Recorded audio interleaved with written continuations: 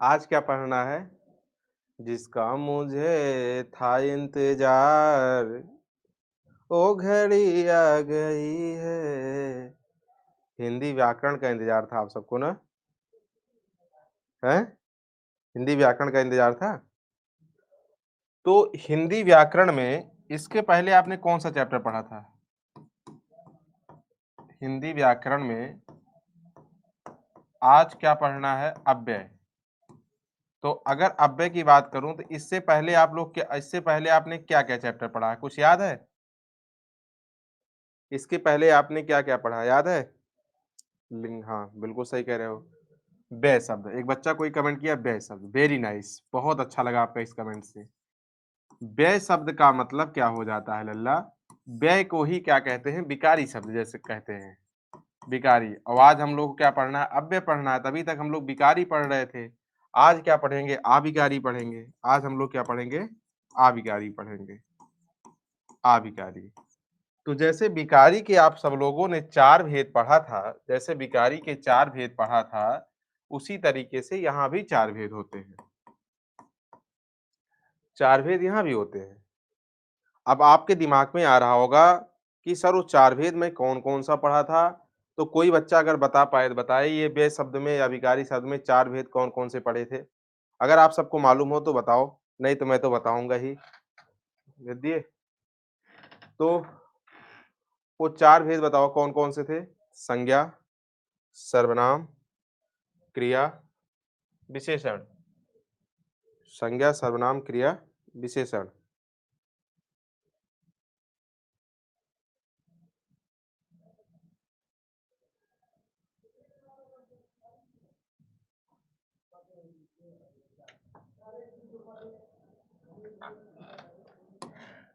अब यहाँ पे लिखे नहीं थे क्या रुनु? अब अध्यापक नाम नहीं लिखे थे? लिखे थे? नहीं लिखे हो। अरे मैं चेंज कर दिया, हो गया, कोई बात नहीं है। चलो अध्याय का नाम आप सब लोग जानते ही हो। मेरा टाइपिस्ट महोदय थोड़ा-सा बाबू सोना की यादों में खो गया था, नहीं लिख पाया, मैं लिख देता हूँ, ठीक है? अध्याय का नाम आज क्या है? अव्यय है, ठीक है? चलो आज हम लोग को क्या पढ़ना है देखते हैं। यहाँ पे देखिएगा अव्यय के जैसे पिछली क्लास में हम लोग पढ़े थे, व्यय शब्द के 4 भेद होते हैं। व्यय शब्द यानी विकारी शब्द। अभी तक पीछे हम लोग क्या पढ़े थे? व्यय शब्द यानी क्या पढ़े थे? विकारी शब्द। इसे कितने भेद होते हैं? 4, 4 थे। चारों कौन-कौन से थे? संज्ञा थे, संज्ञा पढ़े थे, सर्वनाम पढ़े थे,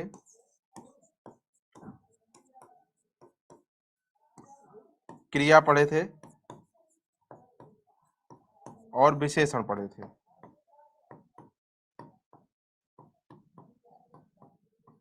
इतनी बातें हम लोग पढ़े थे। अच्छा एक बात बताओ, इतने में से किसी को कोई समस्या हो संज्ञा, सर्वनाम, क्रिया, विशेषण में कोई प्रश्न आपको परेशान किया हो या कोई नियम ना समझ में आया हो, एकदम दिल खोल के बोलना, डरना नहीं क्योंकि मेरे भाई-बहन हो और ये व्याकरण का बहुत इम्पोर्टेंट पार्ट है संज्ञा, सर्वनाम, क्रिया, विशेषण। हर बच्चे को याद होना चाहिए। तो बताओ अगर आप सबको कोई भी दिक्कत हो तो बताओ, कोई भी दिक्कत हो, एक्स, वाई, जेड कोई भी दिक्कत हो इन 4 टॉपिक से। सर कोई दिक्कत नहीं है। सर काफ़ी टाइम हो गया है, इसलिए क्रिया में दिक्कत होती है थोड़ी-थोड़ी। कोई बात नहीं है, ज़्यादा टाइम हो गया तो कोई बात नहीं है, मैं एक बार पूरा सिलेबस कंप्लीट करने के बाद फिर रिवीजन कर दूँगा, ठीक है? पूरा फिर रिवीजन कर दूँगा, बाकी यूट्यूब पे तो आए दिन रिवीजन होता ही रहता है, कभी होता रहता है, कभी-कभी होता ही रहता है। 12th एक बात और आपको मैं बता दूँ, आपकी जानकारी के लिए बता दूँ, मैं 12th में पूरा चैप्टर 1 से अध्याय नंबर 1 से व्याकरण फिर से पढ़ाऊँगा। इस बात को ध्यान देना आप लोग 12th में जब आओगे, उसका क्या रीज़न क्या है? क्योंकि आपके ऐसे बहुत से साथी होंगे, जो डायरेक्ट इस मोटका भैया से 12th में मिलेंगे, यानी डायरेक्ट 12th में एडमिशन लेंगे। तो उनका अगर मान लीजिए आप कुछ बोलूँगा कि आप सबको पिछली साल पढ़ाया था, इस बार नहीं पढ़ाऊँगा, तो फिर उनका छूटेगा। इसलिए मैं पूरा पढ़ाऊँगा, आप सब लोग परेशान मत होना, बस अच्छे से पढ़ते चलना। मैं चाहता हूँ उनके आने से पहले आप लोग हीरो रहो, व्याकरण के हीरो रहो, किंग रहो। और चाहे ब्रह्मांड के किसी भी परीक्षा का प्रश्न हो, केवल बोर्ड लेवल नहीं, कॉम्पिटिशन के किसी भी लेवल का हो, वो आप सबको आना चाहिए, वो आप सबको आना चाहिए। बस यही मेरी अंदर समझ लो ख्वाहिश है, यही शौक है कि आप सबको आना चाहिए। चलो ये सब क्लियर है आप सबका, मैं पढ़ा चुका हूँ। संज्ञा के 5 भेद पढ़े थे, व्युत्पत्ति के आधार पे 3 भेद पढ़े थे, सर्वनाम के 6 भेद, क्रिया के सकर्मक अकर्मक के आधार पर 2, विशेषण के 4 भेद। ये सब चीज़ें पढ़े हो, बहुत से रूल हैं, बहुत से एग्ज़ाम्पल नियम सब हैं, आप सब लोग जानते ही हो। चलो, आज का टॉपिक क्या है? आज का टॉपिक लल्ला क्या है? अव्यय। ठीक है? अव्यय। अब अव्यय क्या होता है? अव्यय को आविकारी शब्द भी कहते हैं। मैं बार-बार आपसे बता रहा हूँ, आविकारी को अव्यय भी कहा जाता है, आविकारी शब्द। अब देखते हैं कि ये भैया विकारी और आविकारी में अंतर क्या होता है? ठीक है? अंतर क्या होता है? मेरी बात ध्यान से समझना कि व्यय का शाब्दिक अर्थ क्या होता है? मैं पढ़ाया हूँ, कोई बच्चे को मालूम हो बताओ कमेंट करके। व्यय का शाब्दिक अर्थ होता है परिवर्तन। क्या होता है? परिवर्तन। व्यय का शाब्दिक अर्थ क्या होता है? परिवर्तन। अब व्यय को क्या कहते हैं? आपको पता है विकारी शब्द? विकारी शब्द। अगर इसी आगे हम लोग लिख दूं क्या अविकारी, अविकारी, अविकारी क्या कहेंगे? अव्यय, अव्यय। अब बताओ, अगर किसी भी शब्द के पहले अगर छोटा आ लग जाता है, जैसे देखो छोटा लग गया यहाँ पे देखो व्यय का अर्थ यहाँ आ धन व्यय, व्यय का अर्थ परिवर्तन, तो आ लग गया तो आ का मतलब होता है नकारात्मक, आ का मतलब होता है नहीं। किसी भी शब्द के पहले अगर छोटा आ लग जाता है तो उसका मतलब नहीं हो जाता है, नहीं। तो इसका मतलब इसमें जो है, इसमें इसमें परिवर्तन होता है, इसमें क्या होता है? परिवर्तन ना हो। अब परिभाषा पूरी समझ लो, परिवर्तन ना हो। अब इसका मतलब परिभाषा क्या होगा? जिस शब्द के माध्यम से या लिंग वचन कारक आदि के माध्यम से जिस शब्द में कोई परिवर्तन हो जाता है उसे विकारी शब्द या व्यय शब्द कहते हैं, और जिसमें परिवर्तन नहीं होता है उसे अव्यय शब्द कहते हैं। जैसे जैसे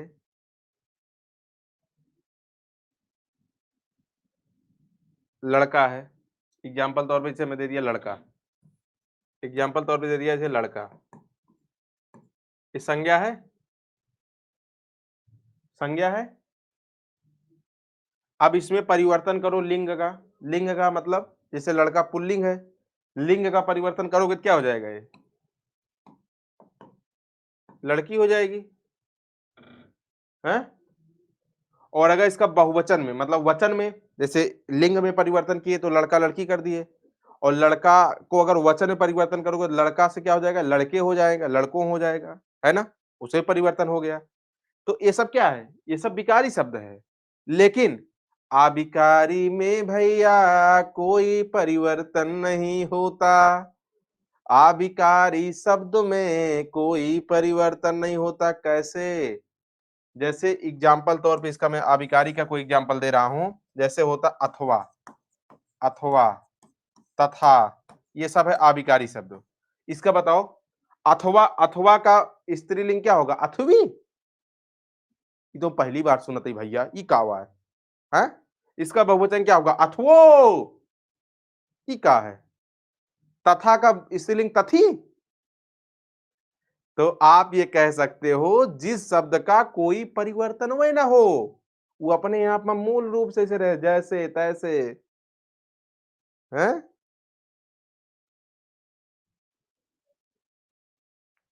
समझ ये बात को नहीं? सर आपका बर्थडे कब है? मानसी गुड़िया, गुड़िया बर्थडे गिफ्ट दोगे क्या? हाँ, बोलो। गिफ्ट अगर आप सबके पास हो, रेडी रखे हो, तो ढेर सारा गिफ्ट लेके आना, मिठाई खिलाऊंगा। चलो अब मैं देखते हैं, अव्यय की देखिए परिभाषा लिखा हुआ है। Okay sir. गुड़िया 18 नवंबर को, 18 नवंबर। सर पार्टी आप देंगे फिर? मोटकू भैया, मोटकू भैया पार्टी लेंगे आपसे। हाँ पार्टी में दे दूंगा। क्या ही खाएगी? गोलगप्पे खाएगी, पिज्जा खाएगी, बर्गर खाएगी, बस इतना पर्याप्त है लड़कियों के लिए। लड़की कितना खाएगी? बस बस बस ऐसे करेगी। इतना खिला दूँगा, कोई बात नहीं। 18 नवंबर, रेडी रहना पार्टी के लिए। चलो परिभाषा देखो, ऐसे ऐसे शब्द जिनके रूप में लिंग, वचन, कारक, काल आदि की वजह से कोई परिवर्तन नहीं होता, उसे अव्यय कहते हैं। वही बात मैं आपको बता रहा था। मैं आपको वही बात बता रहा था। आपको वही बता रहा था, जब कोई क्या हो परिवर्तन नहीं होता है, उसे क्या कहते हैं? अव्यय शब्द कहते हैं। अव्यय शब्द कहते हैं। अथवा और या तो अथवा। अथवा एक परिभाषा और भी मैं दिया हूँ आप सबको। देखो, क्या लिखा हुआ है? अव्यय शब्द हर स्थिति में अपने मूल रूप में रहते हैं। इन शब्दों को आविकारी शब्द भी कहा जाता है। ये देखो लिखा है। इन शब्दों को आविकारी शब्द भी कहा जाता है। ठीक है?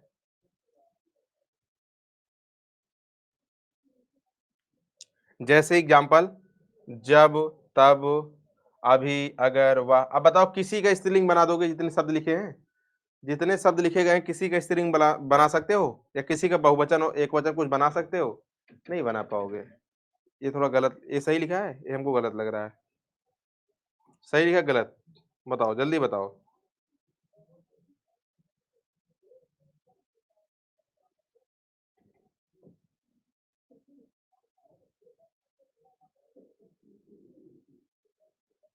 अब सही है? तो ये अतएव एक ही में है, ठीक है? बीच में गैप ज़्यादा हो गया, ये मत समझना गैप रहेगा। अतएव एक साथ रहेगा, ठीक है? अतएव, अतएव, ठीक है?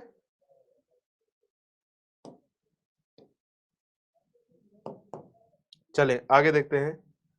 अब देखो, आविकारी शब्द अपने आप में मूल रूप में हमेशा रहता है। जैसे देखो मूल शब्द और विकारी रूप, कोई परिवर्तन नहीं होगा। अब जैसे मूल शब्द है, तो इसका विकारी रूप क्या होगा? कुछ नहीं होगा। आज का कुछ नहीं, मतलब कहने का मतलब कोई परिवर्तन होगा ही नहीं। कोई परिवर्तन होगा ही नहीं आविकारी में। इसीलिए उसे आविकारी कहा जाता है, ठीक है? इसमें जितने बच्चे लाइव हैं, एक बार सभी बच्चे कमेंट करके मुझे बताएं कि आविकारी का मतलब समझ में आप सबको आया कि नहीं आया? मैं जो कहना चाह रहा हूँ, जो बताना चाह रहा हूँ, समझाना चाह रहा हूँ, आप सबको आविकारी का मतलब समझ में आ गया कि नहीं? मेरा जो कहने का मतलब था कि कोई परिवर्तन मतलब ऐसा शब्द हो जिसमें कोई परिवर्तन ना हो, कोई परिवर्तन ना हो। कमेंट के माध्यम बताओ, आप सबके पास गया होगा कमेंट। सभी बच्चे कमेंट करके बताओ, इससे मुझे पता चलेगा कितने बच्चों को समझ में आ गया है।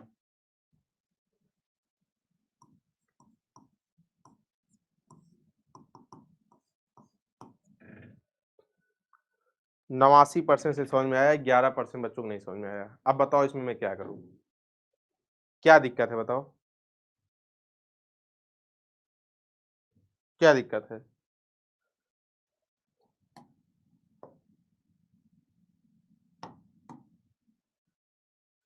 सर अपनी इंस्टा आईडी दे दीजिए। अच्छा इंस्टा आईडी दे दूँ समझ में आ जाएगा? कुछ भी यार। चलो, मैं आपको बताता हूँ प्रश्न कैसे पूछा जाता है, ठीक है? मैं आपको बताता हूँ आविकारी शब्द का प्रश्न कैसे पूछा जाता है, ठीक है? देखिए,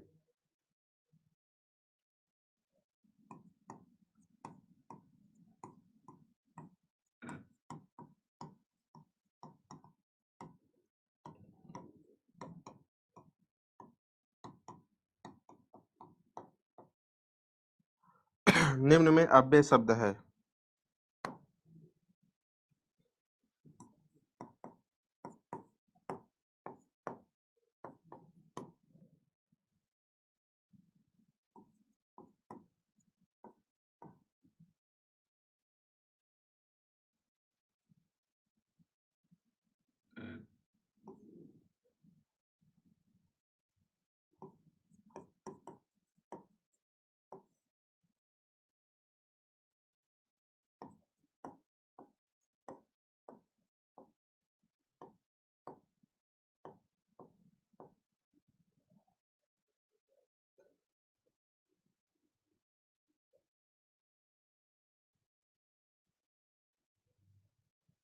अच्छा एक बात है बताओ, ये सब तो कन्फ्यूज़न किया होगा, पटना का पटनी तो होगा नहीं, पटनो तो होगा नहीं, पटने तो होगा नहीं, है ना?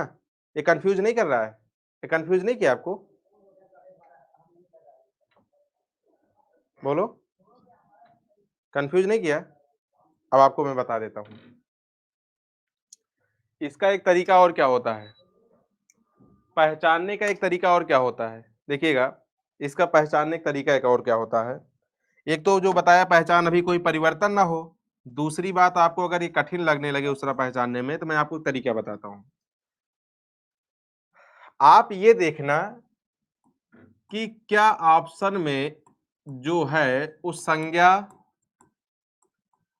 सर्वनाम, क्रिया, विशेषण, ये 4 चीज़ तो नहीं है। अगर ये 4 चीज़ होगी, तो 100% ये समझ लेना कि फिर वो क्या है? इसका मतलब समझ लेना वो विकारी शब्द है। अब जैसे राम, राम क्या है? संज्ञा, राम क्या है? संज्ञा है। इसका मतलब ये अव्यय शब्द है, अव्यय शब्द है। मोहन क्या है? मोहन भी संज्ञा है, अव्यय शब्द है। पटना क्या है? अब संज्ञा है, ये भी अव्यय शब्द है।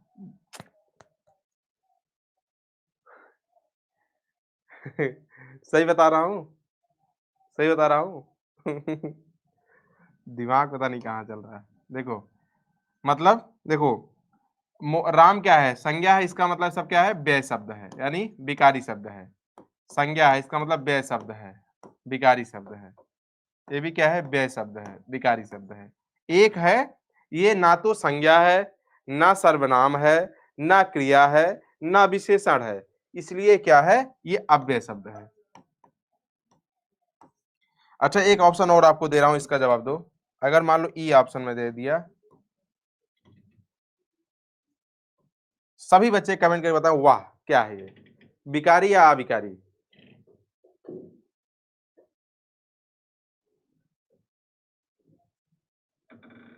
विकारी विकारी विकारी विकारी, वेरी नाइस। अब मुझे थोड़ा से सुकून मिला कि बच्चों को कहीं से भी क्वेश्चन विकारी अविकारी पहचान करने को दे दिया जाएगा, अब इनसे गलती नहीं होगी। क्यों? क्योंकि ये जान गए ये वह क्या है? वह एक सर्वनाम शब्द है, और सर्वनाम हमेशा क्या होता है? विकारी होता है, इसलिए ये भी क्या है? व्यय शब्द है। ये भी क्या है? व्यय शब्द है। तो इसका मतलब अब आप सबको कोई समस्या नहीं होगी व्यय और अव्यय पहचानने में, है ना? नाइस। अब अव्यय के भेद देखिएगा, जैसे आपको बताया था व्यय के 4 भेद होते हैं, अव्यय के भी 4 भेद होते हैं, मतलब विकारी शब्द के जैसे 4 भेद थे, वैसे अविकारी के भी 4 भेद होते हैं। वो 4 भेद कौन-कौन से होंगे? ये देखो लिखा हुआ है। 4 भेद कौन-कौन से हैं? क्रिया विशेषण अव्यय, संबंध बोधक अव्यय, समुच्चय बोधक अव्यय, विस्मयादि बोधक अव्यय। यानी व्यय शब्द के 4 भेद और अव्यय शब्द के भी 4 भेद। आपको याद रखना है चारों भेद। मतलब व्यय शब्द के अव्यय भेद के, अव्यय के कितने भेद? 4 भेद।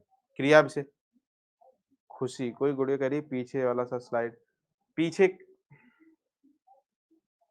तो और सब जो टाइम से आके पढ़ रहे थे वो बेवकूफ थे। मैं पीछे से फिर पढ़ाऊँ, 20 मिनट हो गए, 20 मिनट फिर से मैं रिपीट करूँ। गुड़िया बाद में भी पढ़ सकती हो, वीडियो तो जाएगी नहीं कहीं, वीडियो तो अपलोड ही रहेगी। ऐसा था नहीं ऑफलाइन क्लास एक बार बोल दिया तो आप कैसे सुनोगे? फिर से पढ़ लेना, ठीक है? सर नोटिफ़िकेशन नहीं आता। अच्छा, तुमको नोटिफ़िकेशन तुम्हारे पास जाए, तुमको जगाए, तुमको बताए चला गुरुजी पढ़ावत यहाँ लाइव होई गया है, तुम्हें आई बताई। टाइम नहीं पता रहती 12 बजे क्लास क्लास लाइव होती है। नोटिफ़िकेशन इंतज़ार करते हो, नोटिफ़िकेशन आएगा तो चलेगी क्लास, नहीं चलेगी।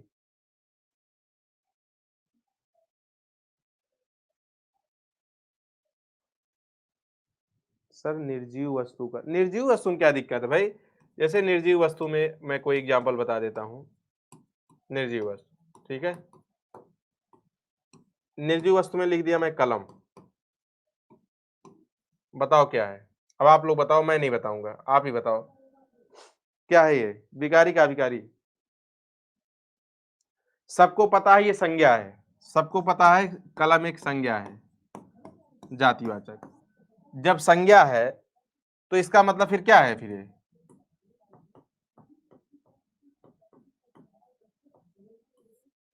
भिखारी, नाम तो मैं नहीं पढ़ पाया था, कौन पूछा था? निर्जीव वस्तु। लेकिन मुझे लगता है समझ में आ गया होगा, कमेंट करके बताओ, समझ में आ गया है ना? निर्जीव वस्तु से नहीं मतलब है, हम निर्जीव वस्तु का एग्जाम्पल और नियम नहीं बता रहा हूं, जो शब्द पूछा जाएगा उस पर ध्यान देना आप, क्यों क्या है। विकारी का अभिकारी, ठीक है। चलो, चार भेद में सबसे पहला भेद है क्रिया विशेषण अव्यय। सबसे पहले हम लोग शुरुआत क्या करते हैं? क्रिया विशेषण अव्यय पे। चलिए देखते हैं क्रिया विशेषण अव्यय क्या है भाई। क्रिया विशेषण अव्यय ऐसे शब्द जो क्रिया या विशेषण या अन्य क्रिया विशेषण की विशेषता बताएं, उन्हें क्रिया विशेषण अव्यय कहते हैं। सिंपल से शब्दों में अगर 11th का लेवल 12th का लेवल के हिसाब से मैं आपको बताऊं, एकदम सिंपल सा लेवल ये समझ लो कि ऐसे शब्दों, जैसे मैं यहां एग्जांपल लिख दिया, क्रिया विशेषण अव्यय।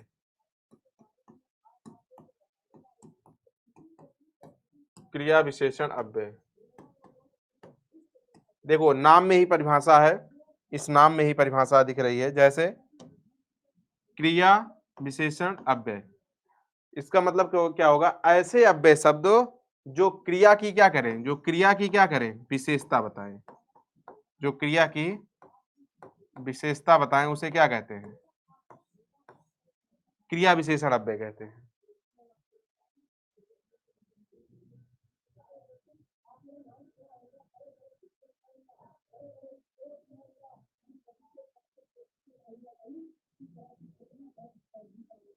ठीक है।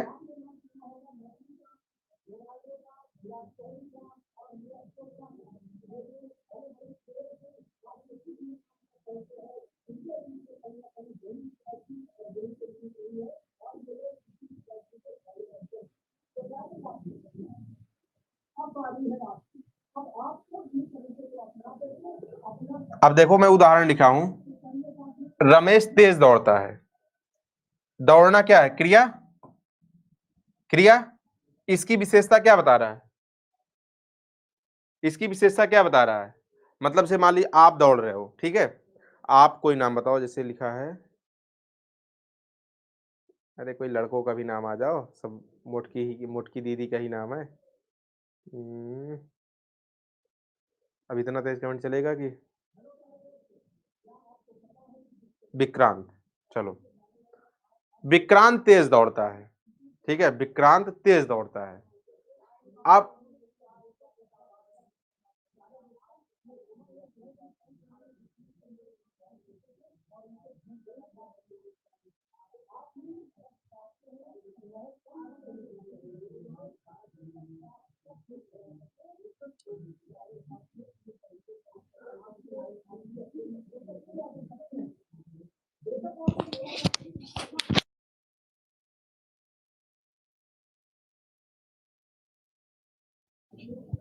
अब यहाँ पे देखिएगा, जैसे विक्रांत तेज दौड़ता है, तो आपसे पूछूं कैसे दौड़ते हो, तो आप बोलो गुरु जी तेज दौड़ रहा हूं, तो आपकी विशेषता मैं क्या बताऊंगा? तेज दौड़ रहा है।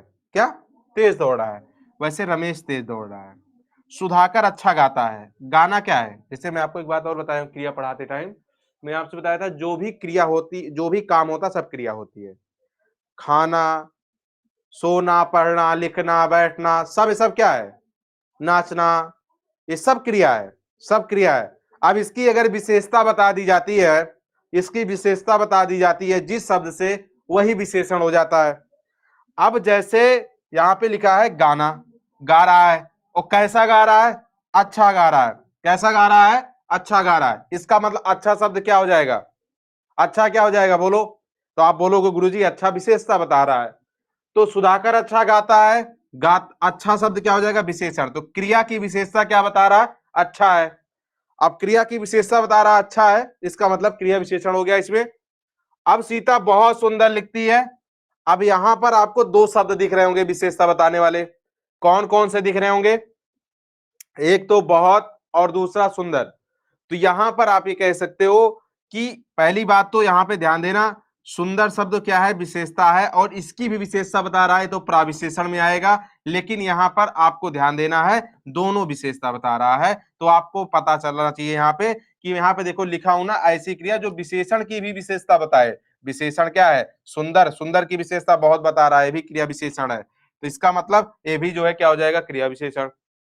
फिर देखिएगा, वह धीरे धीरे चलता है, चलना क्या है, क्रिया, इसकी क्या विशेषता बता रहा है, धीरे धीरे चल रहा है। ठीक है, तुम तेजी से निकल जाओ, निकलना क्या है, निकलना मतलब चलना, भागना, दौड़ना, ये भी क्या है, क्रिया। तो इसका जो विशेषता क्या बता रहा है, तेजी से। यह तुम यह काम जल्दी से निपटाओ, निपटाने का अर्थ यहाँ पे क्या है, निपटाने का मतलब, निपटाने का अर्थ यहाँ पे है करना, मतलब काम करने का संदर्भ में कहा जा रहा है कि काम करना है। तो निपटाना जब कार्य हो रहा है तो उसका जो है विशेषता क्या बताया जा रहा है, जल्दी से। कैसा निपटाना है, जल्दी से निपटाना है कार्य, तो भी विशेषता हो गई, है ना। उसके बाद फिर देखिए, थोड़ा आराम से लिखो, सॉरी, थोड़ा आराम से बोलो। बोलना क्या है, बोलना क्रिया है, और बोलना क्रिया है, तो उसकी जब विशेषता मैं आपसे पूछूं कि कैसी विशेषता है, तो विशेषता आप बताओगे गुरुजी आराम से बोलने कह रहा है, क्या आराम से बोलने कह रहा है, तो आराम शब्द क्या हो जाएगा, क्रिया विशेषण हो जाएगा। तो क्रिया की जो विशेषता बताए उसी को क्या कहते हैं, उसी को क्रिया विशेषण कहते हैं। एकदम सिंपल शब्दों में ध्यान देना, क्रिया की जो विशेषता बता दे उसी को क्रिया विशेषण कहते हैं। तो अब आपको यहां पता चल गया होगा, इतना क्रिया विशेषण शब्द के मैं एग्जांपल आप सबको मैं दे दिया। अब आगे देखिएगा, क्रिया विशेषण अव्यय के भी भेद होते हैं नहीं होते हैं, हर कोई बच्चा जानता है क्रिया विशेषण अव्यय के भी गुरुजी भेद होते हैं। कितने होते हैं, पूरे पूरे 4 भेद होते हैं। कितने, पूरे पूरे 4 भेद होते हैं। अगर आपसे पूछेगा कि वो 4 भेद कौन कौन से होते हैं, तो 4 भेद ध्यान देना, स्थान सूचक क्रिया विशेषण अव्यय, काल सूचक क्रिया विशेषण अव्यय, रीति सूचक क्रिया विशेषण अव्यय, और परिमाण सूचक क्रिया विशेषण अव्यय। ये चारों आप सबको याद होना है, क्योंकि ये वेरी वेरी मोस्ट इंपॉर्टेंट है। इस चैप्टर के अगर दृष्टिकोण से देखा जाए तो यही 4 हेडिंग ऐसी है, आपको ये 4 हेडिंग हर हालत में याद रखना है। ठीक है, ये 4 हेडिंग आपको हर हालत में याद रखना, क्योंकि सबसे इंपॉर्टेंट हेडिंग है स्थान सूचक क्रिया विशेषण अव्यय, काल सूचक क्रिया विशेषण अव्यय, रीति सूचक क्रिया विशेषण अव्यय, और परिमाण सूचक क्रिया विशेषण अव्यय। तो ये चारों विशेषण आप सबके लिए वेरी वेरी मोस्ट इंपॉर्टेंट है। तो अब यहां पर देखोगे हेडिंग में ही परिभाषा छुपी हुई है। इस हेडिंग में, इस शब्द में ही आपको दिख रहा है कि इसका मतलब क्या है। यहां पे देखो लिखा है स्थान सूचक क्रिया विशेषण अव्यय। स्थान सूचक क्रिया विशेषण अव्यय का मतलब है कि ऐसा विशेषण शब्द जो स्थान का बोध कराए, जो स्थान का बोध कराए वो स्थान सूचक क्रिया विशेषण अव्यय। दूसरा है काल सूचक क्रिया विशेषण अव्यय। काल सूचक यानी काल का मतलब होता है समय, तो काल का मतलब जो समय होता है, इसका मतलब काल सूचक क्रिया विशेषण अव्यय का मतलब क्या होगा, जहां पे समय का बोध कराए वहां पर काल सूचक क्रिया विशेषण अव्यय। रीत सूचक क्रिया विशेषण अव्यय का मतलब होता है, रीत का मतलब होगा ढंग, या किस पैटर्न से काम कर रहा है, जो उसका जो रीति है, उसका जो ढंग है, उसका जो रिवाज है, उसी को कहते क्या है, रीति सूचक क्रिया विशेषण अव्यय। और लास्ट है, आप सब लोग देख रहे होंगे, परिमाण सूचक क्रिया विशेषण अव्यय। परिमाण का मतलब होता है मापना या तौलना, मापना या तौलना।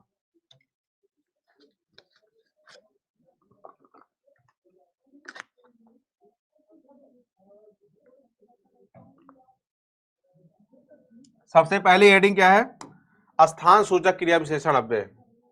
जो शब्द क्रिया के स्थान का बोध कराए उसे स्थान सूचक क्रिया विशेषण अव्यय कहते हैं। जैसे यहां वहां, इधर उधर, बाहर भीतर, ऊपर नीचे आदि।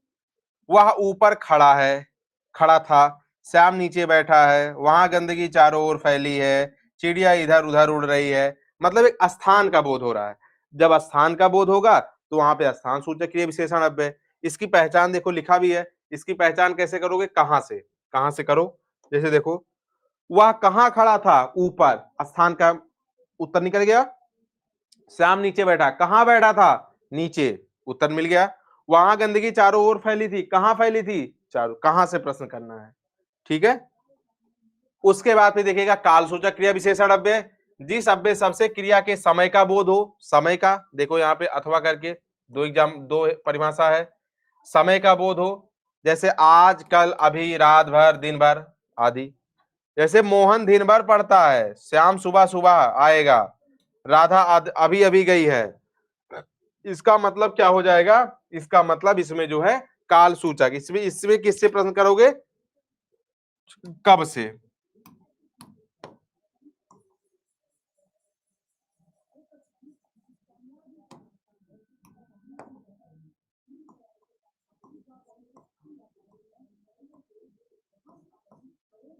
कब शब्द से प्रश्न करना है क्या? कब शब्द से, ठीक है। अब कब शब्द से प्रश्न करो। जैसे देखो, मोहन कब पढ़ता है? दिन भर पढ़ता है ना? कब से प्रश्न करने पे हो जाएगा। जिस शब्द से क्रिया की मात्रा का बोध हो, वहां पर परिमाण सूचक। बहुत, अधिक, कम, थोड़ा, कुछ आज, जैसे मोहन बहुत पढ़ता है। कितना पढ़ता है? बहुत पढ़ता है। श्याम कम खाता है, अधिक पढ़ती है। तो कितना और कितनी से प्रश्न करना पड़ेगा। बहुत आसान है, सब बहुत आसान हेडिंग है। कितना और कितनी से प्रश्न करो, अपने आप उत्तर मिल जा रहा है। लास्ट है, इसमें लास्ट एक और क्या बच रहा है? परिमाण हो गया, काल हो गया, स्थान हो गया, रीत क्या बच रहा है ना?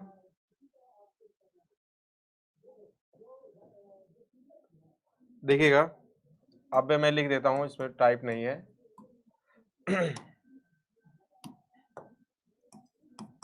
रीति सूचक क्रिया विशेषण अव्यय।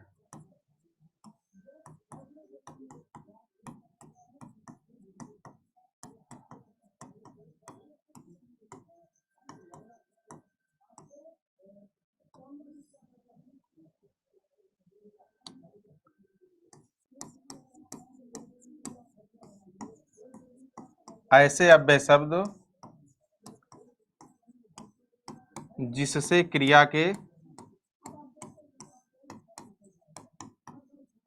से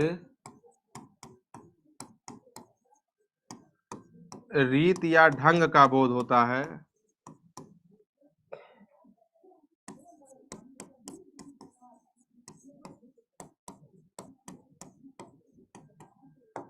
उसे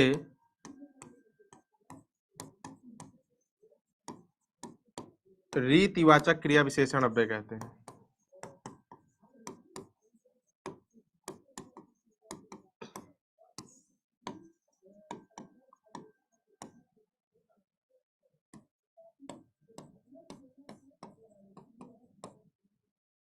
जैसे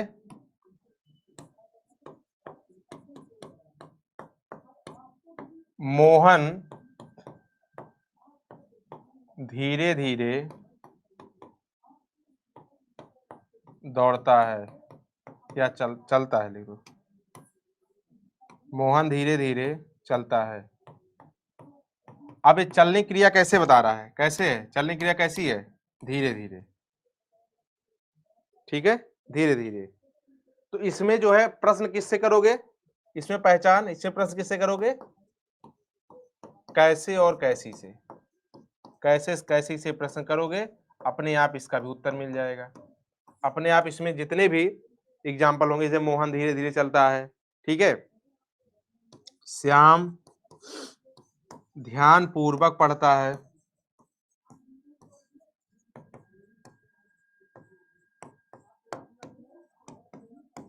ध्यान पूर्वक पढ़ता है। ये भी जो है देखिएगा, कैसा पढ़ता है? ध्यान पूर्वक। इसमें भी उत्तर मिल गया, ठीक है। तो आप सब लोग इस बात को ध्यान देना।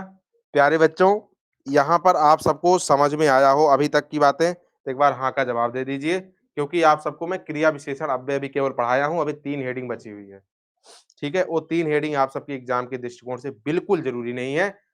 फिलहाल मैं जरूर बताने का प्रयास करूंगा पहचान कैसे क्या होता है, फिर आपको आगे कंटिन्यू करूंगा, ठीक है।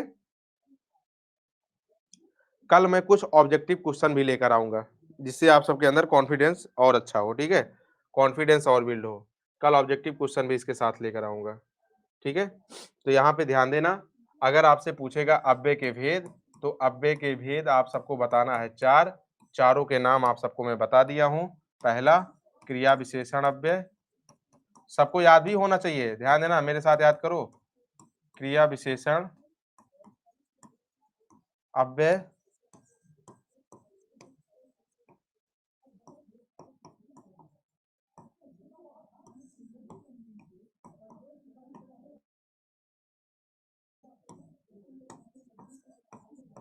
समुच्चय बोधक अव्यय,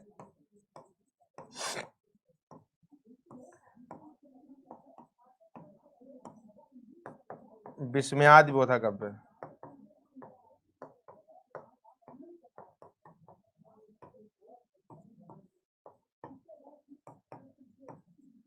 ठीक है? गृह कार्य आप सबको है कि ये अव्यय पूरा याद करना जितना मैं बताया हूँ। इसके उदाहरण भी आप सबको सॉल्व करना है, ठीक है? उदाहरण भी इसके पीवाईक्यू सॉल्व करिएगा। अगली क्लास भी आप सबकी ध्यान देना, इससे संबंधित जो बची हुई क्लास है मतलब बचा हुआ टॉपिक भी पढ़ाऊँगा। डाउट सेशन भी कल सॉल्व करूँगा इसका, ठीक है? और प्लस एमसीक्यू भी लेकर आऊँगा इससे संबंधित। कल भी यही चैप्टर रहेगा, कल ऑब्जेक्टिव क्वेश्चन भी सॉल्व करना, ठीक है?